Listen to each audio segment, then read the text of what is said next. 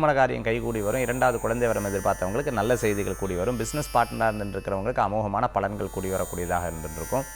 சிறு பிரயாணம், தூர பிரயாணம், வெளியூர் பிரயாணம் லாப பிரயாணமாக இருக்கும். அரியர்ஸ் வச்சுன்னு இருக்கிறவங்களுக்கு கண்டிப்பாக படித்து ஜெயிக்கிறதுக்குண்டான வாய்ப்புகள் நிறையா இருந்துருக்கு. முயற்சி மட்டும்தான் நமக்கு தேவை. ஐஏஎஸ் ஐபிஎஸ் படிச்சுட்டு இருக்கிறவங்க, கவர்மெண்ட் எக்ஸாமினேஷனுக்காக வெயிட் பண்ணிட்டு இருக்கிறவங்களுக்கு நல்ல பலன்கள் கூடி வரக்கூடியதாக இருந்துருக்கும். தெய்வீக வழிபாடு வெற்றி வழிபாடாக இருக்கும்.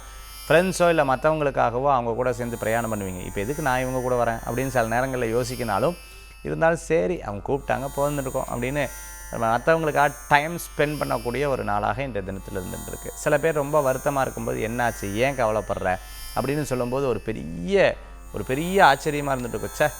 பரவாயில்ல, நமக்காக பேசுகிறாங்களே, 2 பேராவது பேசுகிறாங்களேன்னு ஒரு சந்தோஷம் கூடி வரக்கூடியதாக இருந்துகிட்டு இருக்கும். அதே சமயத்தில் ஜூஸ் கடை வச்சுட்டுருக்கோம், பழக்கடை வச்சுட்டுருக்கோம், விவசாயம் பார்த்துட்டு இருக்கிறவங்க, அரிசி கடை வச்சுட்டுருக்கிறவங்க, பூமியில் விளையக்கூடிய பொருட்கள் விற்பனை பண்ணிட்டு இருக்கவங்க, மார்க்கெட்டில் இருந்துட்டு இருக்கிறவங்களுக்கு, துணி கார்மெண்ட் சம்மந்தமான பிஸ்னஸ் எடுத்து பண்ணிட்டு இருக்கிறவங்களுக்கு அற்புதமான பலன்கள் கூடி வரக்கூடியதாக இருக்கும். வழிபடக்கூடிய தெய்வம் பார்த்தீங்கன்னா சமயபுரம் மாரியம்மன் வழிபாடு, பிள்ளையார் வழிபாடு, வெற்றி வழிபாடு.